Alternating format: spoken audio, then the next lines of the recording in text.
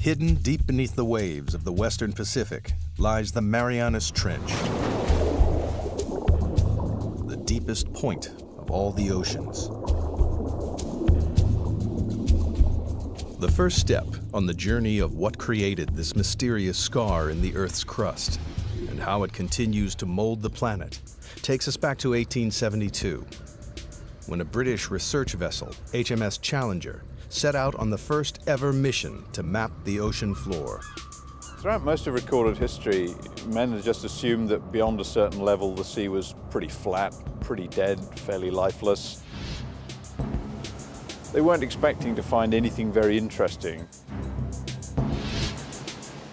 For 4 years, the Challenger crisscrossed the oceans, covering 70,000 miles, a third of the distance to the moon. The crew plumbed the depths every 140 miles, using a total of 249 miles of rope and hundreds of pounds of lead weight. It was tedious, backbreaking work, but at the time it was the only way to measure the depth of the ocean floor.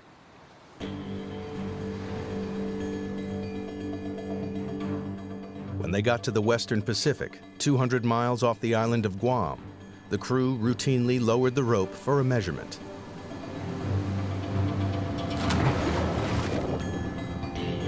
But the weight kept on dropping and dropping. It's a big surprise. Nobody thought the ocean was this deep. So all of a sudden we've got scientists saying, why is that?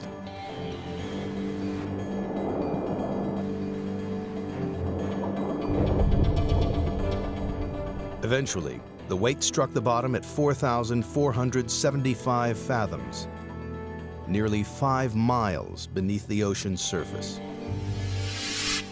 The scientists would be going, wow, we've found something, and what does it mean? Is it a little hole? Is it a big hole? What kind of feature is it down there? There's a whole lot of questions you get when you find this one spectacular reading. The Challenger expedition marked the birth of modern oceanography and provided the first crude map of the ocean floor. It showed how the ocean floor gently slopes away from the land and then plummets thousands of feet into vast flat plains. But the Western Pacific is different. It drops off again into the 5-mile deep hole, a hole that blew right out of the water the long-held belief that the sea floor was flat and featureless.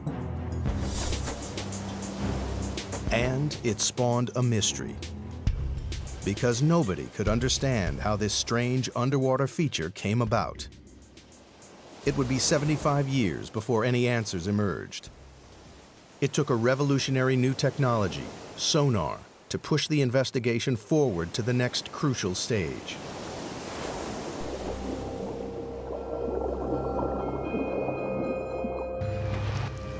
Sonar was first developed in the early 1900s and then perfected during the 1940s to detect submarines lurking in the deep.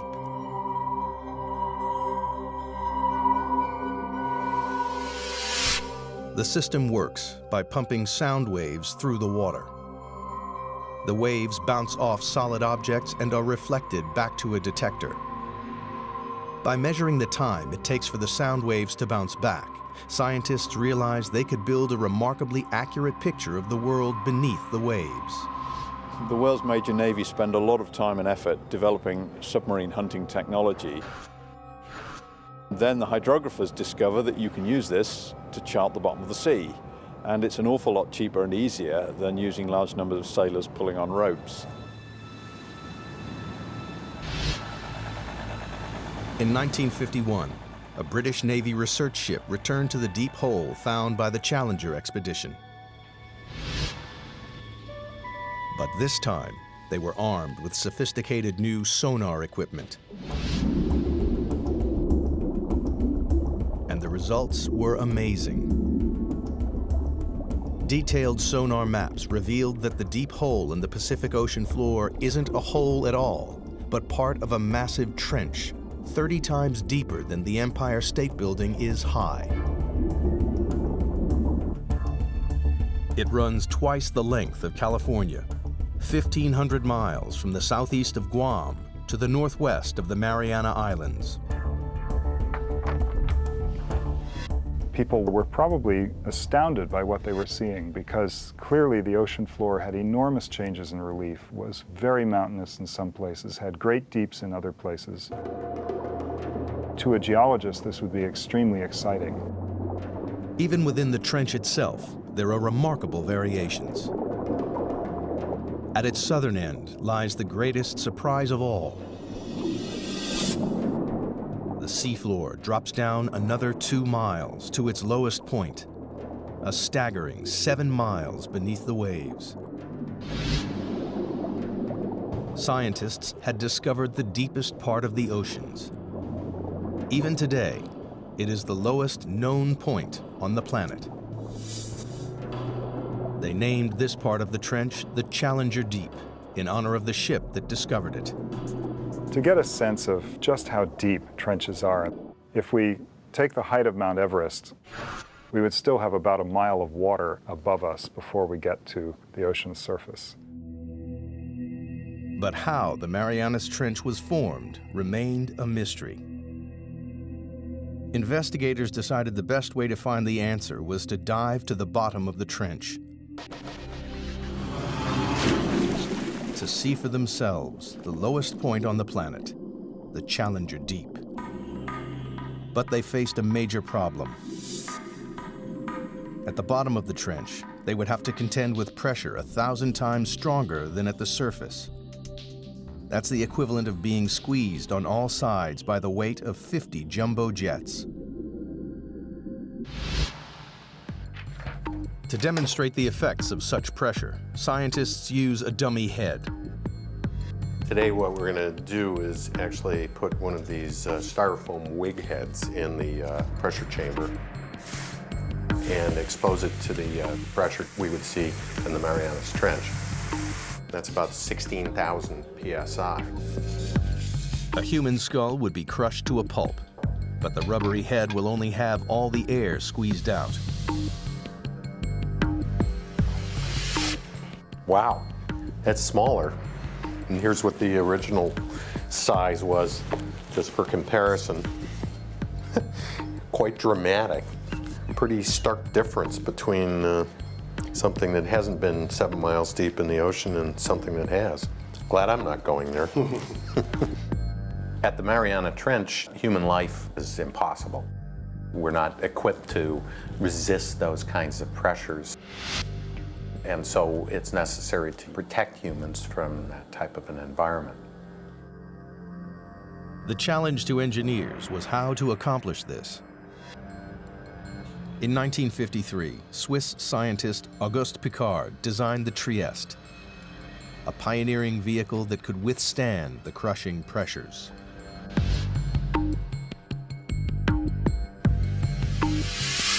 The submersible was dominated by a 50-foot-long hull, filled with light aviation gasoline and lead weights to control buoyancy. Slung underneath it was a tiny 6-foot spherical cabin with 5-inch thick steel walls.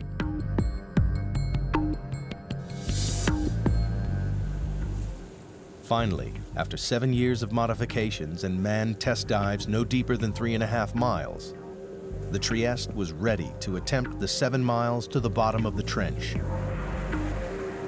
The commander of this perilous undertaking was U.S. Navy Lieutenant and deep-sea explorer Don Walsh. I know the astronauts that go through this all the time. Why do you have to be there? Why can't we just put up a robot to do things? You've got to be there because that's what we do. Only a few officers and scientists knew about the risky mission, which was launched in January 1960 from the western Pacific island of Guam. Guam, in those days, was kind of a backwater. It was just right for us because we were trying to do this project sort of out of sight because we weren't too sure it was going to work. The Navy just didn't want to be embarrassed by a failed science spectacular. Accompanying Walsh was the son of the Trieste designer, engineer and oceanographer Jacques Piccard. The two men would spend the next 9 hours squeezed inside the cramped sphere. And we had 20 cubic feet of space inside. That's about the same as a household refrigerator. And the temperature was almost that cold inside. It was a drama.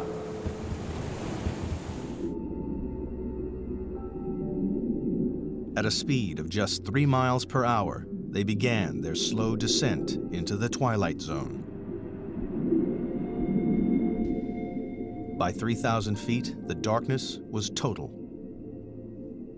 The only illumination was from the Trieste's powerful lights. The depths we were operating at, it was always black. The only thing that lit up the abyss was the bioluminescence from animals and plankton. Like fireflies, they carry their own light sources with them. Encased in their 5-inch thick steel sphere, Walsh and Piccard quickly passed their test dive record of 18,000 feet. Everything appeared to be going to plan. At the rear of the cabin, the crew were protected by a double layer of glass. But 2 hours into the dive, the outer pane cracked. We had a great big bang. We didn't know what it was. We were about 20,000 feet. And we looked around and checked everything. Every square inch of their tiny life-supporting capsule was fighting back 8 tons of pressure. With the outer pane broken, the only thing between the men and instant death was a single pane of glass. If the inner window had cracked, we would have been instantly dead, maybe even before we knew it. But incredibly, the inner pane remained watertight. Walsh and Piccard decided to continue the descent. After a tense, claustrophobic 4 hours and 48 minutes, they approached the bottom of the trench, only to be startled by movement on the sea floor. Just before we landed, we saw a flatfish, about a foot long. And that's a bottom-dwelling fish, so if you see one, there are others. Nobody expected to see life at these crushing depths, but it meant the explorers had reached their goal. The very bottom of the Marianas Trench.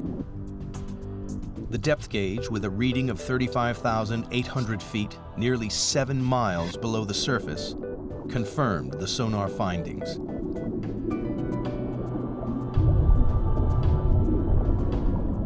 Squeezed inside their bubble of breathable air, the 2 explorers were closer to the Earth's center than man had ever been. We took a self-portrait. That's the picture that you see. We said we're going to do it, and we did it. But there was work to be done.